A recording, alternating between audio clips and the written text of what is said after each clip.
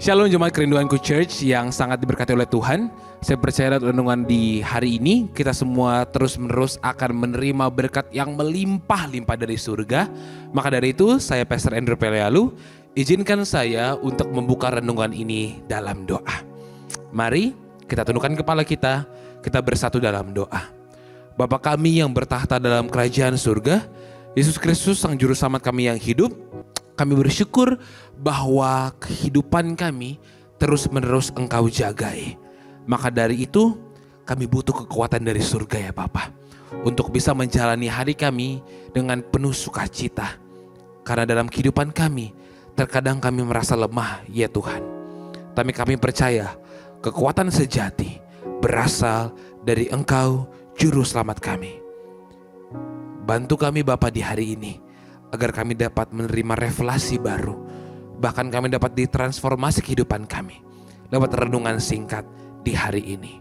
Dalam nama Yesus Kristus, sama-sama jemaat Tuhan kita katakan, amin. Puji Tuhan. Renungan kita di hari ini bertemakan kekuatan yang sejati yang berasal dari Tuhan. Kekuatan yang sejati berasal dari Tuhan. Kita ambil ayatnya dari Yesaya 40 ayat 31. Sama-sama kita baca. 3, 2, ya. Tetapi orang-orang yang menanti-nantikan Tuhan mendapat kekuatan baru. Mereka seumpama raja wali yang naik terbang dengan kekuatan sayapnya. Mereka berlari dan tidak menjadi lesu. Mereka berjalan dan tidak menjadi lelah. Para jemaat Tuhan yang dikasihi dalam nama Yesus Kristus, dalam hidup kita mungkin sering menghadapi tantangan, tekanan, bahkan pergumulan yang membuat kita merasa lemah, membuat kita merasa tidak berdaya.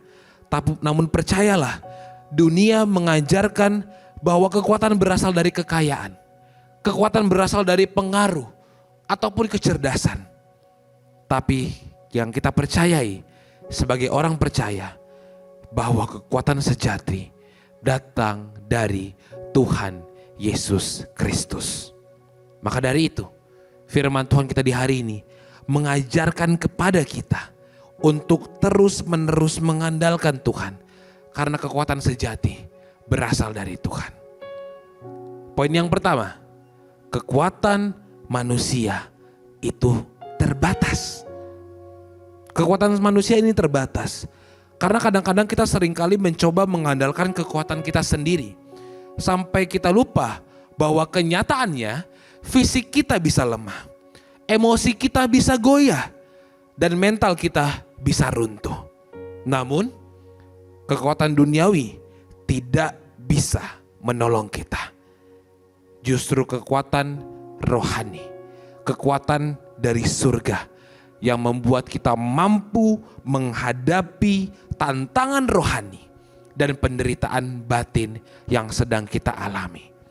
Tak bisa kita pungkiri bahwa kekuatan kita tidak akan membuat kita bisa berjalan sampai detik ini. Tapi satu hal juga yang tidak bisa kita pungkiri, kita bisa berdiri tegap saat ini. Itu semua karena kebaikan dari Tuhan.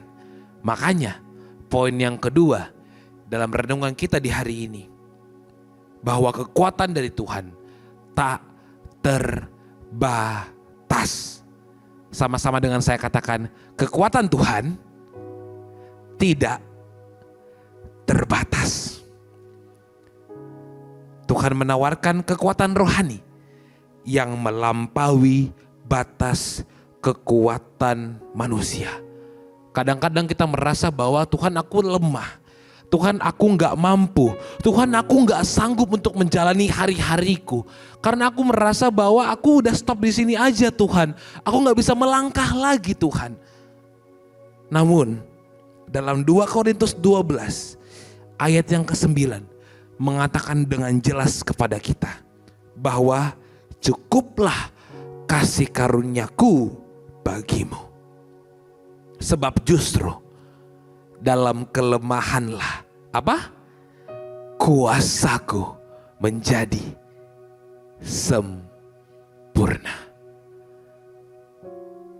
Kalau kita sadari bahwa kekuatan dari Tuhan tak terbatas, berarti dalam kelemahan kita, tidak pernah Tuhan biarkan kita sendirian. Tuhan pasti akan bantu kita untuk menjalani hari-hari kita. Maka dari itu, harus kita ubah perspektif pikiran kita. Karena Allah tidak pernah menuntut kita jadi kuat, tetapi Dia mengundang kita untuk datang dalam kelemahan kita, agar Dia bisa menunjukkan kuasa-Nya dalam kehidupan saya dan saudara. Kuasa Tuhan akan nyata kalau kita datang kepada Tuhan dengan apa adanya. Dalam kelemahan kita sekalipun, datang sama Tuhan. Biar Tuhan yang ambil alih kehidupan kita. Maka dari itu, yang ketiga, bagaimana cara menerima kekuatan dari Tuhan? Cara menerima kekuatan dari Tuhan ada 3 poin caranya. Yang pertama, nantikanlah Tuhan. Dalam ayat yang kita baca barusan, kita menantikan Tuhan.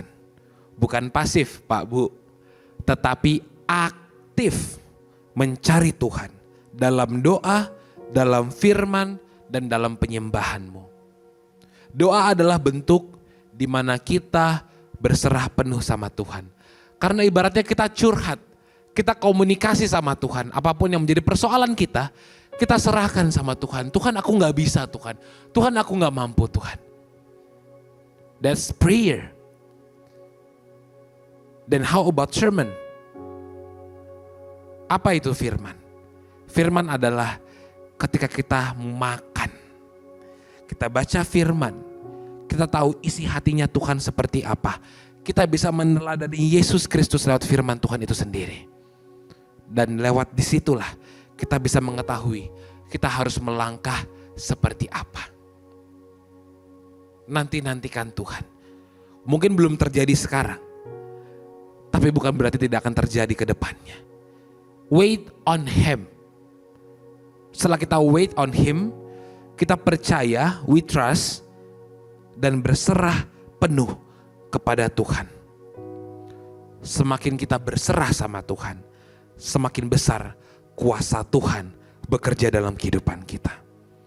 Dan yang terakhir, hidup dalam persekutuan yang benar. Cara kita menerima kekuatan dari Tuhan adalah kekuatan kita datang melalui dukungan sesama saudara seiman kita. Saudara seiman kita tergabung mungkin dalam kelompok-kelompok kecil. Gereja kita punya kelompok kecil yang saling membangun. Namanya pun sesuai, yaitu teman seperjalanan. Kita berjalan bersama-sama dengan rekan-rekan kita. Mungkin mereka punya permasalahan yang berbeda, tetapi sama-sama kita semua sedang dalam proses untuk menjadi lebih baik. Dan ada baiknya kita berjalan bersama-sama, saling mendukung, saling menopang satu sama lain. Dan akhirnya kita mulai sadari bahwa kita tidak bisa sendirian. Kita harus mengandalkan kekuatan dari Tuhan itu sendiri.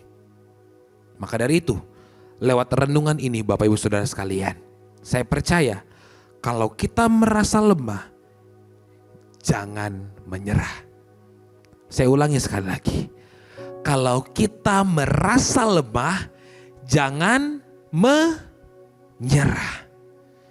Tapi datanglah sama Tuhan. Karena dalam Dia ada kekuatan yang baru, yang diperbaharui setiap hari. Andalkan Tuhan dalam kehidupanmu. Karena Tuhan pasti terus-menerus akan berbuat yang terbaik untuk kita. Ketika kita mulai berserah sama Tuhan, maka Tuhan akan bekerja. Mulailah berserah sama Tuhan. Berhenti cari validasi dunia. Karena ingat, bukan validasi dunia yang kita butuhkan, tapi perkenanan Tuhan yang akan memberikan kita kekuatan yang sejati dalam kehidupan kita. Mari sama-sama kita tutup Alkitab kita. kita datang sama Tuhan.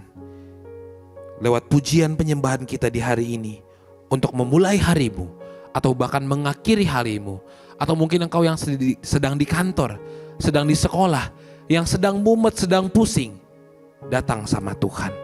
Berikan hatimu sama Tuhan, berikan jiwamu sama Tuhan. Haleluya.